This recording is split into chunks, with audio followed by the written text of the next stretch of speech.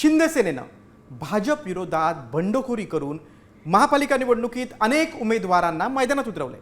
पुण्यात महायुतीमध्ये वादाची ठिणगी कशी पडली आहे पाहूयात या रिपोर्टमधून। पुण्यात महायुती तुटली। पुण्यात शिंदे सेनेची भाजप विरोधात बंडखोरी।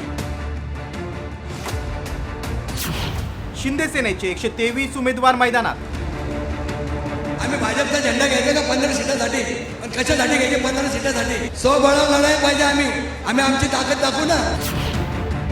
सगळ्यांना 165 लोकांना उमेदवारी द्यायची तयारी आम्ही केलेली आहे। शिंदे सेना आणि भाजपच्या नेत्यांकडून वारंवार महायुती कायम असल्याचा दावा केला जात असला तरी पुण्यात शिंदे सेनेच्या उमेदवारांनी शेवटच्या दिवशीही अर्ज मागे न घेतल्यामुळे महायुतीत फूट पडल्याचं पाहायला मिळतंय। शिंदे सेनेनं स्वबळाचा नारा देत 123 उमेदवारांना निवडणुकीच्या रिंगणात उतरवलंय। पुण्यात भाजपला रोखण्यासाठी दोन्ही राष्ट्रवादी एकत्र आल्या, मात्र जागा वाटपात भाजपनं शिंदे सेनेला फक्त 16 जागांचा प्रस्ताव दिल्यानं शिंदे सेनेच्या नाराज कार्यकर्त्यांनी पक्षातील वरिष्ठ नेत्यांविरोधात आक्रमक पवित्रा घेतला।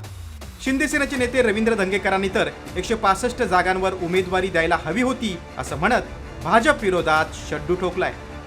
विचाराच्या लढाई असतात, जे तो पक्ष आपला विचार मांडणार, ध्येय धोरणं मांडणार आणि पुणे शहराला कशा पद्धतीने पुढे नेता येईल त्या पद्धतीने आमचंही धोरण असणार।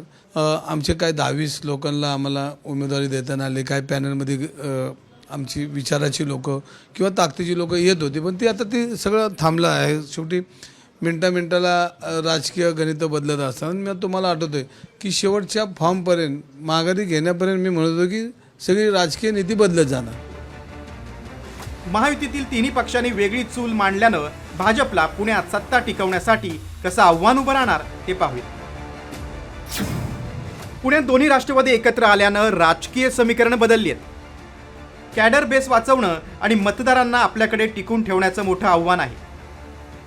महायुतीतील मतांची विभागणी होऊन विरोधकांना फायदा होऊ शकतो।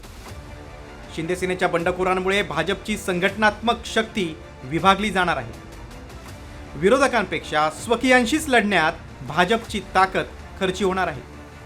कोथरूड, हडपसर, कसब्यात भाजपपुढे राष्ट्रवादी आणि शिंदे सेनेचं मोठं आव्हान असेल।